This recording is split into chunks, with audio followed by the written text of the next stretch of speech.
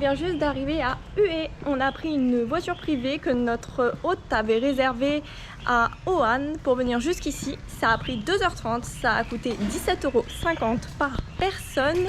Ah, c'est vrai.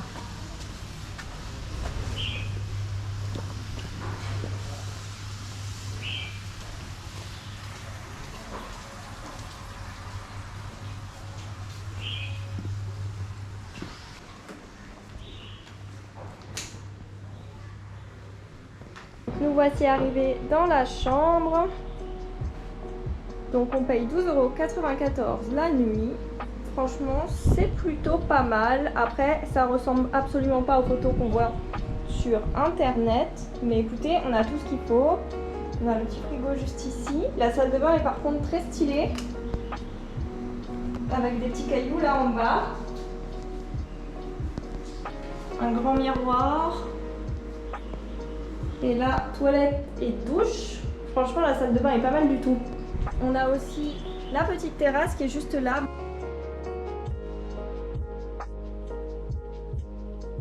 On reste ici pour 3 nuits. Donc, dernière destination au Vietnam.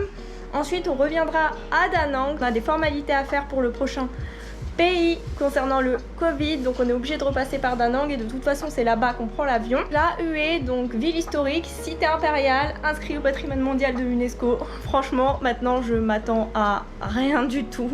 J'attends juste de voir. Et voilà ce qu'on fait à chaque destination, c'est la vérification du lit avant de pouvoir déballer les affaires pour s'assurer qu'il n'y a pas de punaise de lit.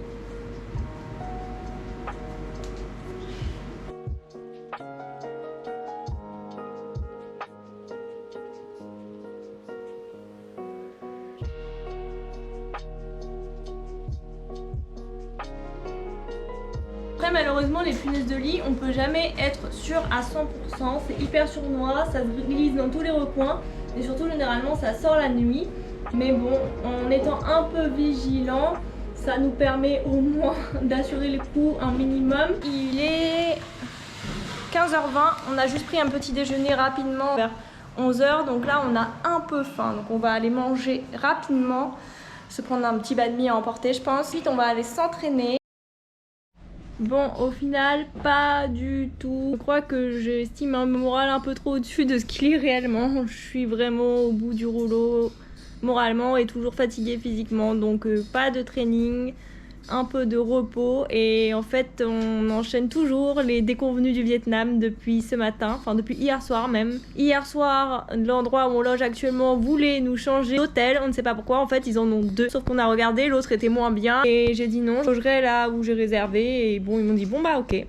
Donc on ne sait pas pourquoi ils voulaient nous changer d'endroit, mais bref, donc bien relou. Ce matin, je reçois un mail du train parce que quand on va quitter Hue pour aller à Da Nang, on va y aller en train, qui nous dit bon bah votre réservation est confirmée, mais par contre vous avez réservé des sièges mous, mais on vous serait pas mis en siège mou, on vous a mis en couchette. Sauf que non en fait. Très bref, c'est jamais comme on demande, il y a toujours un problème. Et là, troisième nouvelle. L'hôtel de Da Nang où on reste une nuit donc avant de prendre l'avion vient d'annuler la réservation 3 jours avant sans aucune raison. Encore des trucs à gérer et bref, je suis sous l'eau, j'ai trop hâte de partir de ce pays. Bon, on est parti chercher à manger, là on est posé sur notre petite terrasse. J'ai monté le début du vlog tout à l'heure. J'ai trouvé ça horrible, j'ai l'impression de me plaindre tout le temps. Je suis consciente que c'est pas des choses graves et que voilà, ça va aller mieux, mais en fait tout le mois au Vietnam, j'ai vraiment enduré moralement. J'ai pris beaucoup sur moi et là je commence vraiment à en avoir marre, donc ce qui explique un peu tout ça. Et j'ai pas envie de montrer que les bons côtés, genre en mode les beaux paysages, etc. Je suis consciente de la chance qu'on a d'être ici, j'aime toujours autant le voyage, mais voilà, des fois c'est pas tout rose et des fois malheureusement ça se passe pas comme on veut et il faut savoir l'accepter. Sauf qu'au bout d'un mois où il y a beaucoup d'arnaques, beaucoup de galères et où ça nous plaît pas forcément, je craque un petit peu. Mais j'ai vraiment eu envie de montrer un peu la réalité. Pas le truc où c'est waouh et genre c'est trop bien parce que le voyage c'est pas que ça. C'est normal qu'il y ait des moments où il y ait des petits coups de mou, comme dans la vie quoi. Et voici notre repas. Donc ça c'est du riz avec des petits légumes, un œuf au plat et de la saucisse pour 22 000 dong. Et là, du riz frit avec... C'est du poulet? avec du poulet et pareil, des petits légumes pour 30 000 dong. Oui.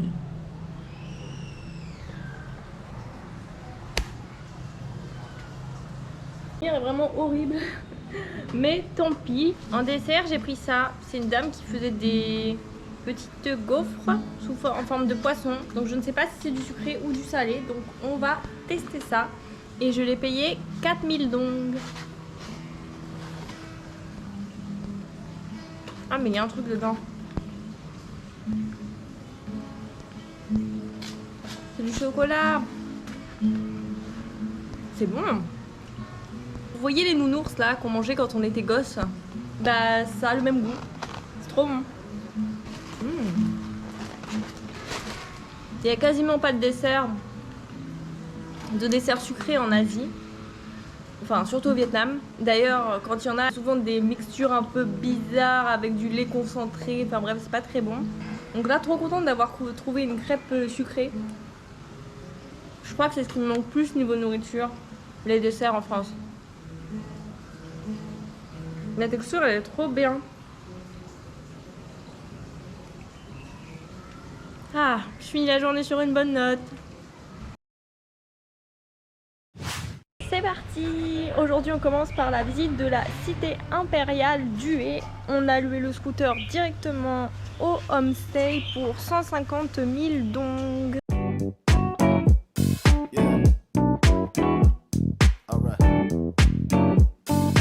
Bon, on vient d'acheter les tickets, donc là on a pris tout compris. Donc la visite de la cité impériale plus tous les toboggans qui sont aux alentours d'Hue qu'on fera du coup demain. On peut tous les faire, tout est inclus dans le prix. Et donc on a payé 580 000 dong par personne.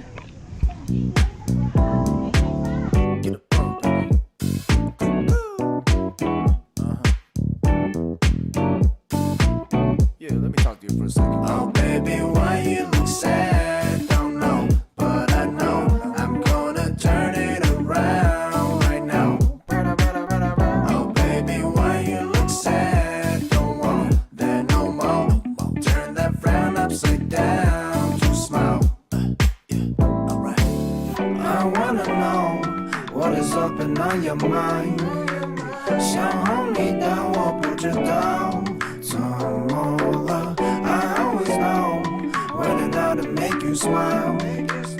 要自叫信息考够了。Oh baby, why you look sad? Don't know, but I know I'm gonna turn it around right now. Oh baby, why you look sad? Don't want that no more. Turn that frown upside down to smile. Yeah, why you look sad? No, I would have chose to give you solitude, but I'm trying to be a good dad. Say you want a New York tour, okay, I got 4 words, yeah, I'ma book that. Roller coasting, constant emotions, life is never so always know and never miss a moment. Love it when you wear your best makeup, what I mean is really your smile. Mean what a way until nobody knows how.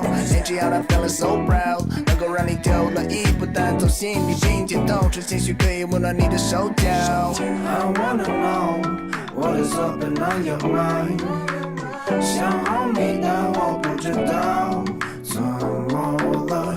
I always know when I know to make you smile。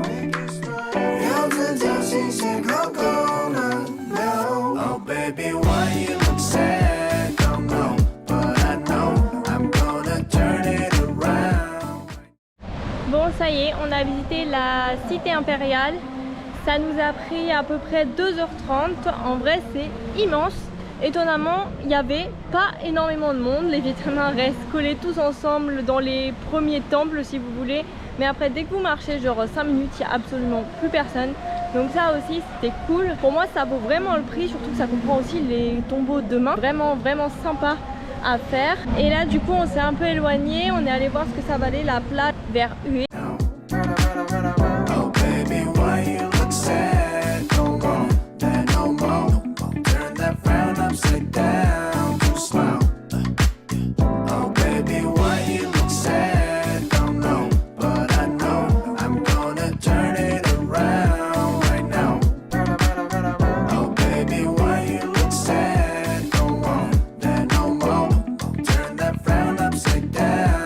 Smile.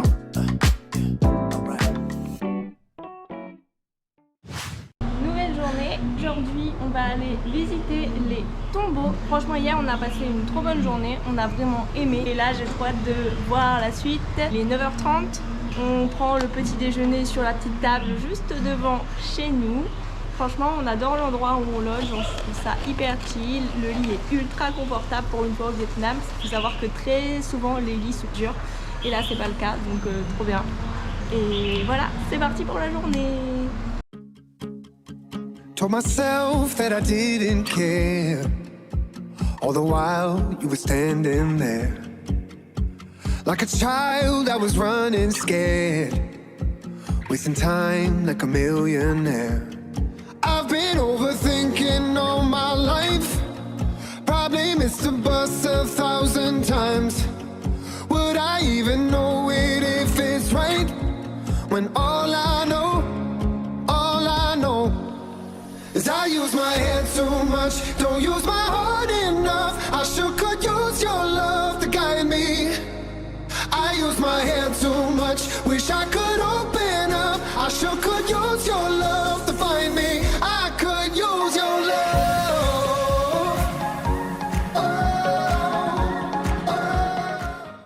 Donc on est au 3e tombeau, donc là comme on les a tous qui sont compris sur notre ticket commun, on a aussi décidé de faire ceux qui sont pas touristiques, donc on se fait un petit circuit dans la campagne. Celui qui est au plus loin il est à 20 km, donc dans le premier il y avait quelques personnes et franchement ça allait, on trouvait même qu'il n'y avait pas beaucoup de monde, et là dans les 2 suivants on est absolument tout seul. Ça reste quand même des très grands sites, donc on reste quand même à chaque fois pas mal de temps. On doit beaucoup marcher, donc pas de regret d'avoir payé le ticket global hier. Mais là, on souffre un peu. Il est 12h30, il fait 35 degrés, ressenti 43. Il n'y a pas du tout d'air. Donc là, au niveau de la chaleur, c'est compliqué. Mais bon, on s'accroche, on n'a pas le choix pour une fois qu'on peut faire des visites et qu'il y a des choses à voir. On va continuer à avancer tranquillement pour voir la suite.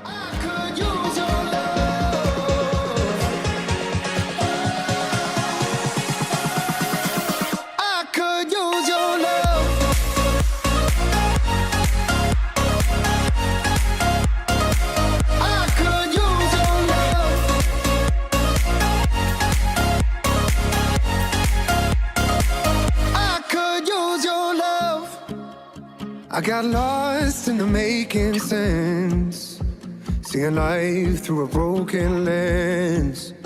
I shut down and away you went. Didn't love you like you should have been. I've been overthinking all my life. Probably missed the bus 1,000 times.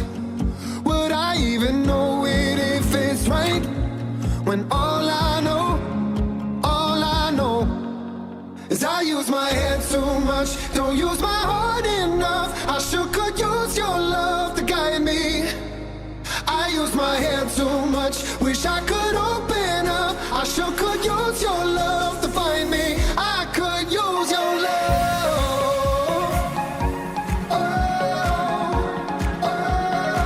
I could use your love. On est au dernier temple, on a un peu marre. Il est genre 15h, on n'a pas encore mangé et on voit que des tombeaux depuis ce matin, plus la cité impériale qu'on a vue hier, donc ça fait un peu beaucoup d'un coup, même si j'avoue ils sont tous différents, ils ont tous des spécificités, c'est pas rébarbatif, mais bon, quand vous n'êtes pas passionné de temple, au bout d'un moment c'est un peu usant. Donc là on est celui qui est le plus loin, donc on va avoir 20 km pour rentrer, mais franchement très très sympa cette petite journée. Là, la route qu'on a faite pour venir jusqu'ici, la campagne, c'était juste trop beau. Franchement, la nature, c'est l'un des plus beaux endroits qu'on a vu au Vietnam et on s'y attendait pas du tout parce que c'est pas forcément réputé pour être un endroit de nature, mais après les gens restent beaucoup ici pour visiter la cité impériale et les tombeaux aux alentours. Je pense pas qu'ils s'attardent dans les autres coins. Donc voilà, mais vraie bonne surprise.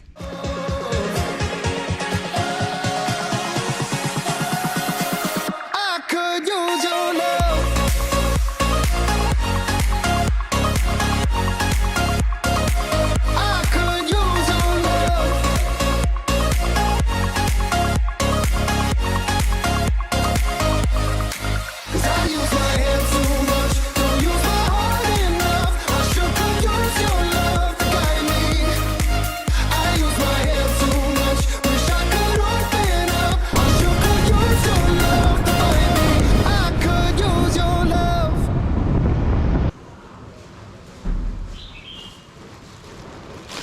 été chercher à manger, je vais vous montrer. On avait pris exactement la même chose hier midi. De canne à sucre, juste ici. Donc j'en ai souvent pris un au Vietnam.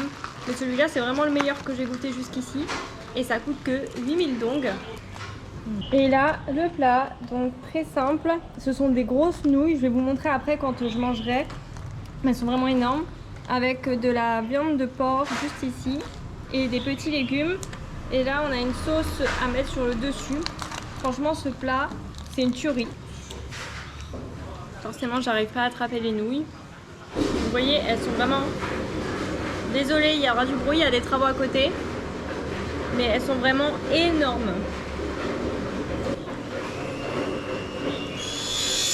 Pour conclure sur Hue, meilleure destination depuis qu'on est au Vietnam, avec Da Nang qu'on avait aussi beaucoup aimé. Que ce soit la cité impériale et les tombeaux, on a trouvé ça joli, il y a pas mal de choses à voir. Et en plus de ça, les habitants sont très sympas. Si on n'a pas essayé de nous arnaquer une seule fois, au contraire, les gens étaient plutôt souriants et agréables. Je suis contente de terminer le Vietnam sur une note positive. On part demain matin pour Da Nang. Donc j'ai réussi à échanger les billets de train. Comme elle m'avait donné des couchettes et que je voulais pas de couchettes, on a annulé les billets, on va être 100% remboursé et finalement on part en minivan. On n'est qu'à 100 km donc ça va aller assez vite. On a payé 7,77 € par personne, donc au final c'était encore moins cher que le train.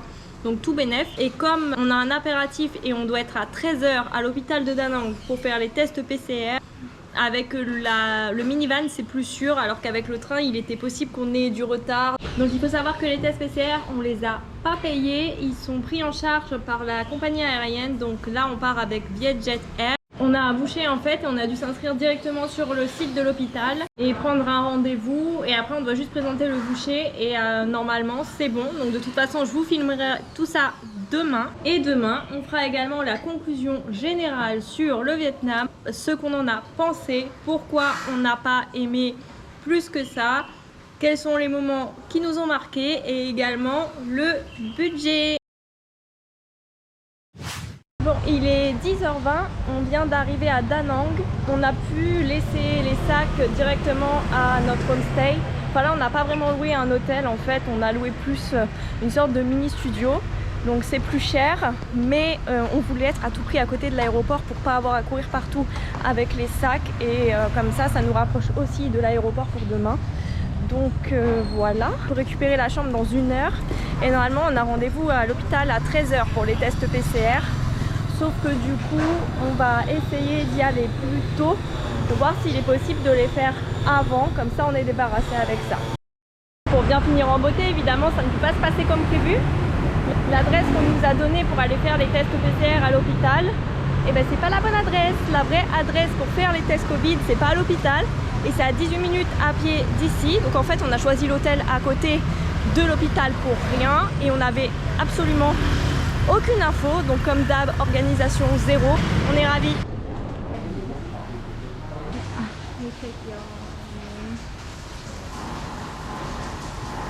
Et voici notre petit studio. On a la kitchenette avec la chambre, le grand porte-manteau, le bureau. Donc c'est vraiment stylé. Après c'est pas du tout insonorisé, donc malheureusement je pense que l'on va avoir le bruit de la rue demain matin. Et nous, quand on a réservé, c'était noté balcon, mais moi je considère pas trop ça comme un balcon, mais bon, soit. Et là, voici la salle de bain. Pour un endroit comme ça, au Vietnam, vous payez 21 € la nuit, en sachant que là, vous êtes vraiment en plein centre. Donc du coup, pour les tests PCR, on a pu les faire en avance. Par contre, c'est vraiment à la route. Vous avez plus de chances de choper le Covid en ayant fait le test que n'importe où ailleurs. Tout le monde utilise les mêmes stylos, il y a zéro hygiène, vous faites le test devant tout le monde. Enfin, bref, franchement pas ouf. Normalement, on est censé avoir les résultats par mail d'ici ce soir. Donc on se retrouve pour faire la conclusion sur le Vietnam. Je sais que mon avis est beaucoup attendu parce que j'ai vraiment attendu la fin du séjour pour formuler le fait qu'on n'avait pas aimé plus que ça le pays. Donc c'est le moment de vous expliquer pourquoi on n'a pas accroché avec le Vietnam. Mais avant ça, je vais prendre le temps de faire un disclaimer que je trouve important. Je veux qu'ici ça reste un endroit bienveillant. Je vais justifier pourquoi j'ai pas aimé, je vais donner des exemples sur les propos que je vais avancer. Donc je veux qu'on respecte vraiment l'avis de tout le monde et qu'au niveau des commentaires, ça reste bienveillant. Je reste bien entendu ouverte à la discussion, on a le droit de pas être d'accord. Je sais qu'il y en a beaucoup parmi les gens qui me suivent qui ont vraiment adoré leur voyage au Vietnam et je le respecte tout à fait, mais je demande également à ce que mon avis soit respecté. Il s'agit de mon avis personnel basé sur l'expérience qu'on a eue pendant un mois au Vietnam. Je pense que si vous avez suivi les vlogs depuis le début avec monsieur, vous savez qu'on n'est pas trop fan des endroits hyper touristiques. On essaye de sortir des sentiers battus, mais on va aussi dans des endroits plus connus, plus réputés, là où il y a plus de monde, si on juge que ça en vaut le coup selon notre point de vue. Donc là, mon avis est basé sur la visite d'endroits touristiques et d'endroits qui le sont beaucoup moins. Également, lorsque j'ai fait la conclusion sur la Malaisie, j'avais fait pas mal de comparaisons entre la Thaïlande, donc le premier pays qu'on a fait, et la Malaisie qu'on a fait ensuite. Et les gens me disaient, mais pourquoi tu compares ces deux pays? C'est deux pays totalement différents. Et ça oui, je le suis d'accord, tous les pays en Asie sont complètement différents. Mais par contre, je trouve ça intéressant d'apporter mon point de vue de ce qu'on a préféré entre un pays et un autre, la différence entre un pays et un autre au niveau des mentalités, du prix des logements, de la culture, mais également de la nourriture ou de la facilité de se déplacer dans le pays et du budget, parce que déjà ça peut donner un avis pour les futurs voyageurs qui hésitent entre différents pays, et aussi parce que pour les personnes qui n'ont pas voyagé, l'Asie c'est un peu flou, c'est une grosse partie du monde, mais les gens ont du mal à comprendre, ce que je conçois tout à fait, la diversité qu'il peut y avoir entre un pays et un autre, qui sont pourtant voisins, qui peuvent avoir la même religion, parfois même la même ethnie, mais pourtant ils ne vont pas vivre du tout pareil et la mentalité va être complètement différente. Donc je trouve ça intéressant de voir les différences qu'il peut y avoir entre les pays. En aucun cas c'est négatif. Comme je vous l'ai dit dans le vlog précédent, j'ai mis un peu de temps avant de formuler le fait qu'on n'avait pas trop accroché avec le Vietnam, parce que je voulais pas donner un avis hâtif et au bout de 3 jours dire ah bah non j'aime pas, parce que je voulais attendre avant de comprendre le pays un peu plus, avant de savoir ce qui me déplaisait, me faire plus un avis au niveau de la mentalité. Je m'étais dit peut-être qu'il y a des choses que je comprends pas, peut-être qu'il y a des choses qu'on ne fait pas correctement, et du coup je voulais vraiment attendre au fur et à mesure des destinations avant de me prononcer. Donc j'ai attendu, j'ai laissé sa chance au pays, première destination, deuxième, troisième, cinquième, sixième, et au final plus on avançait et moins j'appréciais. Au début j'avais du mal à formuler pourquoi, j'avais du mal à comprendre pourquoi on n'accrochait pas avec ce pays. J'avais peur de plus être trop objective parce qu'on a vu des choses vraiment incroyables en Thaïlande et en Malaisie. Donc je m'étais dit, ça se trouve, j'ai plus le bon regard et ça se trouve, ce qu'on voit, c'est incroyable, mais comme on a vu des choses encore mieux avant, j'ai l'impression que c'est moins bien. On a pas mal parlé de tout ça avec monsieur, on a pris le temps de se poser et je pense qu'on est plutôt objectif sur ce qu'on voit. Je pense qu'on était vraiment au Vietnam avec un état d'esprit nouveau, donc je pense pas qu'on ait un avis qui était biaisé par ce qu'on avait vu avant. Déjà au niveau des paysages, c'est clair et net que ça nous a pas transcendé. J'ai jamais dit waouh, ici c'est magnifique, c'est incroyable, ça vaut le détour. Non, ça ne nous est pas arrivé. Mais le gros point noir de ce mois au Vietnam et ce qui nous a vraiment dérangé, c'est la mentalité. Donc le gros point négatif selon moi, ce sont les arnaques. Je sais qu'on va me dire dans les commentaires, mais les arnaques c'est partout, dans tous les pays d'Asie, etc. J'ai jamais vécu d'arnaque dans les autres pays, ou alors j'en étais pas consciente.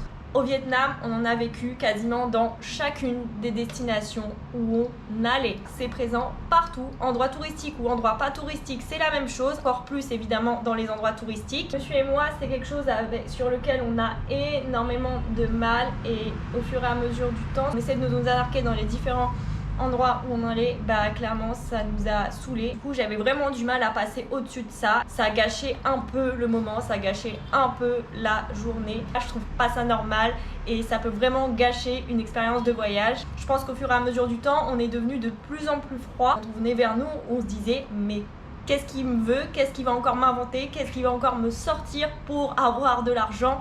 Donc je pense que ça a aussi pas aidé à changer notre regard sur les Vietnamiens par rapport à ça, mais je pense aussi que c'est normal de se renfermer quand on a eu des mauvaises expériences. Il faut aussi savoir que c'est un peuple qui est très bruyant, donc c'est-à-dire qui parle très fort, vous avez tout le temps l'impression qu'on crie, qu'on vous crie dessus, alors que c'est, je pense, leur manière de parler. Tout qui voyage en groupe organisé, donc quand vous allez dans des endroits touristiques, c'est pas vous allez avoir une famille de Vietnamiens par-ci, 2 Vietnamiens par-là, un groupe de potes par-ci. Non, c'est vous allez avoir un quart de 30 personnes qui débarquent et voilà, ils sont là, ils crient, ils prennent des photos. Ça peut vraiment gâcher un moment si vous arrivez en même temps qu'un groupe organisé.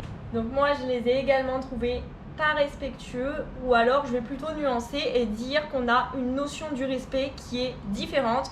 Mais j'ai vécu plusieurs moments où j'étais vraiment choquée de ce qui se passait en face de moi. J'étais à la réception de l'hôtel en train de réserver notre scooter. Donc je parlais avec la réceptionniste et il y a une cliente qui arrive, qui me pousse clairement de la réception, qui demande à avoir sa chambre. Enfin voilà, c'est comme si j'hésitais pas, fallait arriver, elle m'a poussé. Clairement, en tant que touriste, généralement, ils en ont rien à foutre de vous. On va pas hésiter à vous doubler dans la queue, à vous passer devant quand vous attendez à manger. Il y a une fois, pareil, c'était à Ho An, on attendait pour avoir les repas et on voyait que tous les Vietnamiens nous passaient devant, donc on essayait de s'imposer et pour que les serveurs viennent prendre notre commande, mais ça marchait pas, ils nous calculaient pas. Et il y a une dame très gentille qui a vu qu'on était un peu en détresse et qui nous a pris sous son aile, qui a été voir les serveurs, qui leur a dit bon bah maintenant vous servez les blancs, les étrangers.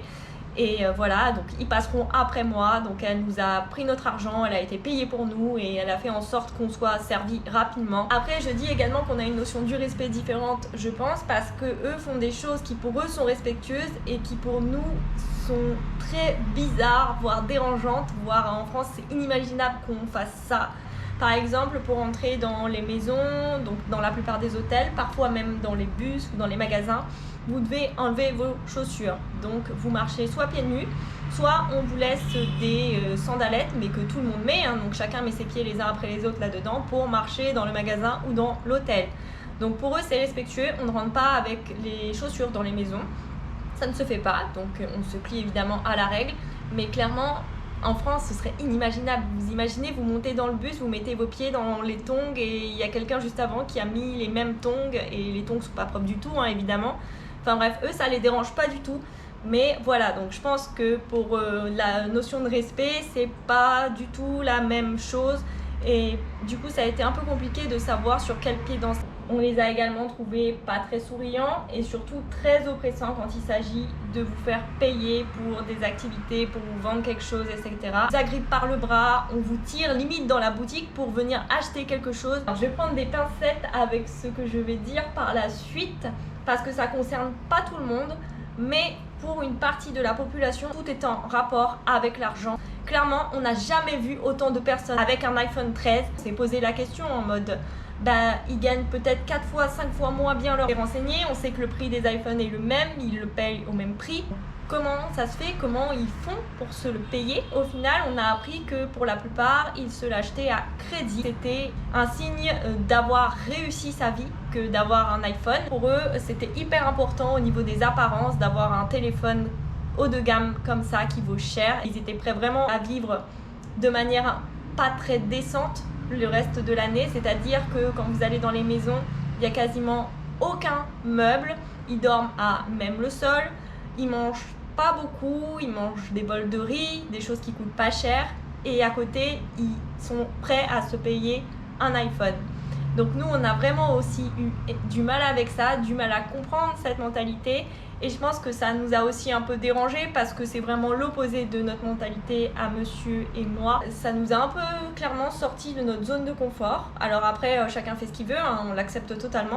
On a trouvé que pour la plupart, ils n'étaient pas très accueillants. Attention, c'est pas partout, on a rencontré des gens très bien. On a quand même trouvé les gens globalement plus agréables dans le sud, notamment à Ho Chi Minh et dans la région du delta du Mekong, Cho Doc, Ben Tre. Les gens étaient vraiment plutôt cool là-bas, on a vécu des moments sympas où on nous a offert des fruits à Ben Tre, etc. Enfin vraiment, je mets vraiment pas tout le monde dans le même panier, mais globalement c'est ce qu'on a ressenti sur ce mois au Vietnam. On a aussi trouvé également que les jeunes étaient plus cool. On n'a jamais eu une mauvaise expérience avec des jeunes de notre âge ou plus jeunes. Il y a plusieurs fois, on essaye de leur parler dans leur langue. Bon, on parle pas du tout vietnamien, donc généralement on essaye de dire bonjour et merci. Ça ne suscitait même pas un sourire, ils étaient même pas contents qu'on fasse l'effort de parler un peu, enfin de dire un mot dans leur langue, alors qu'en Thaïlande, quand vous leur répondez merci dans leur langue, à chaque fois ils sont trop contents, ils sont là, ils vous redisent merci. Donc voilà ce que je peux globalement en dire. Une mentalité qui ne nous correspond pas du tout, donc je vous avoue que ça a été un mois quand même bien compliqué. On avait hâte et on a toujours hâte de partir, et si on rajoute le fait qu'en plus de ça, on n'a pas été emballé par ce qu'on a vu. Vraiment, il y a des moments qui ont été très durs et on s'est demandé ce qu'on faisait là. Pour parler un peu plus de la nourriture, donc globalement, on a plutôt aimé. Après, on a trouvé ça moins bon qu'en Thaïlande et qu'en Malaisie. Sauf à Ho Chi Minh, où on a très bien mangé. Et d'ailleurs, les plats qu'on a mangés à Ho Chi Minh, on les a jamais retrouvés ailleurs. Donc un peu étrange, mais Ho Chi Minh, vraiment, on a super bien mangé là-bas. Une autre petite fun fact, les Vietnamiens sont des grands fans de karaoké. Donc en ville, en campagne, vous en aurez tout le temps. Un gros point positif par contre au niveau des logements qui franchement étaient pas chers du tout, moins cher qu'en Thaïlande, moins cher qu'en Malaisie. La nuit la moins chère qu'on a payée c'était 8 € et la plus chère c'était 15 €. Je ne compte pas là le logement où on est actuellement parce que c'est nous qui avons voulu mettre plus cher, mais on pouvait très bien avoir une chambre pour 10 € la nuit. Et les logements sont vraiment de bonne qualité souvent. Pour vous donner un peu un ordre de comparaison, pour avoir une chambre donc du même standing au Vietnam, donc la majorité du temps on la paye 10 €. En Thaïlande, une chambre du même standing, on l'aurait payé à peu près 14-15 €, et en Malaisie plutôt 25 €. Donc franchement pour 10 € au Vietnam, vous avez un très bon logement. Et donc maintenant pour notre budget total pour ces 1 mois au Vietnam, 30 jours, c'est clairement rien du tout ce qu'on a payé, en sachant qu'on avait à chaque fois des logements très décents et qu'on a loué aussi les scooters dans chaque destination, donc ça rajoute à chaque fois quand même 6 € par jour, 6-7 €, ça dépend des endroits. On en a eu pour 648 € par personne, tout compris. Je ne comprends pas juste nos tatouages là-dedans. Vous pouvez vraiment voyager avec un tout petit budget au Vietnam. Donc au niveau des moments qui nous ont marqués, alors c'est là où ça devient plus compliqué. Parce que pour la Thaïlande, pour la Malaisie, on a vécu plein de super moments. Mais les moments qui nous ont marqués, c'est clairement les moments qu'on se rappellera, je pense, dans un an, à la fin du voyage. C'est vraiment des moments forts que je mets dans cette liste à chaque fois. Et là, j'en compte un. C'est la forêt qu'on a visitée à Cho Doc avec la balade en barque. C'était un super moment, la dame était hyper gentille, c'était trop beau. Et malheureusement, je suis pas capable d'en citer d'autres. Je vous avoue que là, on était censé revenir donc plus tard au cours du voyage pour faire le nord. Et là, on a une grosse hésitation parce qu'on a vraiment été très déçus. Apparemment, le nord c'est plus joli, c'est plus réputé. Mais clairement, on se dit que la mentalité risque d'être plus ou moins similaire à ce qu'on a vécu pendant un mois. Et je suis pas sûre qu'on soit prêt à revivre ça, même si du coup on sera peut-être un peu plus emballé par les paysages. Est-ce que ça vaut le coup? Je sais pas. Franchement, on est en hésitation pour l'instant, on n'a pas encore pris de décision, on verra plus tard au cours du voyage. Là, on prend l'avion donc demain à 15 h pour notre nouvelle destination. On a quand même pas mal d'heures de vol. Je croise les doigts pour que le test PCR soit négatif. Je vais vous laisser ici. Et on se retrouve dans le prochain vlog.